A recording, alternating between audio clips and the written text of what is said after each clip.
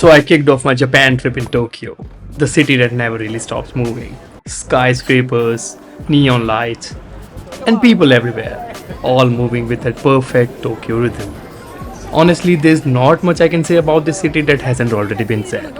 It's modern, it's wild, and you could spend weeks here and still barely scratch the surface. And in this video, I'm going to show you how to spend 24 hours in Tokyo so you can experience the very best of the city even if time isn't on your side. So let's get started.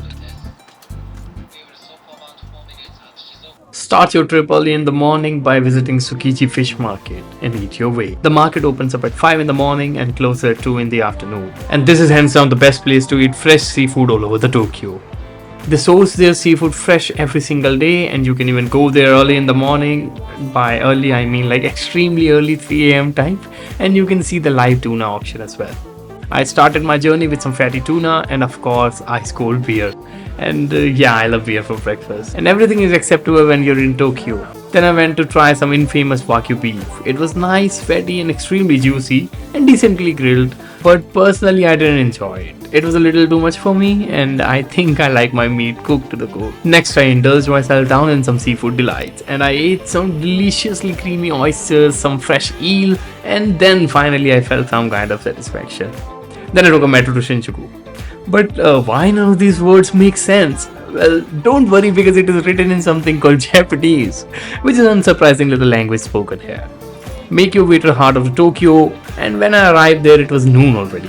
And the journey from Tsukiji Fish Market to Shinjuku made me hungry again. And my hungry mouth was craving some Japanese delights, so I headed straight to Ichiran Ramen. And there's something about slurping that rich, creamy Ichiran broth in your own little booth that makes you forget the world outside. After that, I made my way to Asakusa area and visited Sensoji temple, Tokyo's oldest and probably most famous temple. The moment you walk through that massive Kaminarimon gate, you're hit with this mix of incense, smoke, chatter and centuries old energy.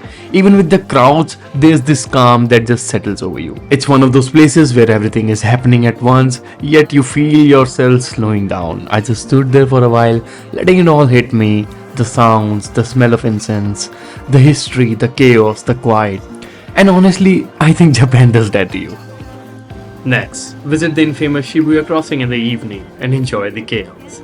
Also, I tried a steak there and it was delicious, and of course, more beer. The coolest place to check out the Shibuya crossing is from the Starbucks nearby. Get yourself a great coffee, relax a little and watch the chaos happening right in front of you.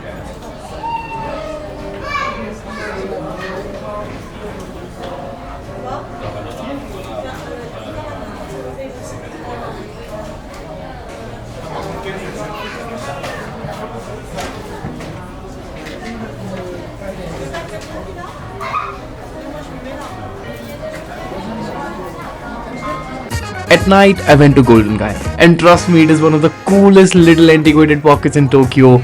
Walking the alleys of the Golden Guy makes you feel as if you step back into the 1950s. Also, it is a perfect spot to grab a drink and mingle with the locals, or whoever you bump into.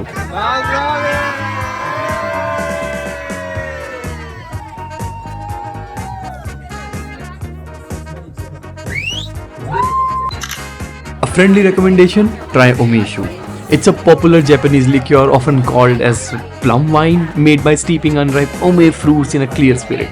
It is known for its fruity flavor, balanced sweetness and sourness, and highly recommended. After drinking like crazy, like it's my last night in Japan though it was first, I got drunk. And well, let's just say drunk Shashank loves to party.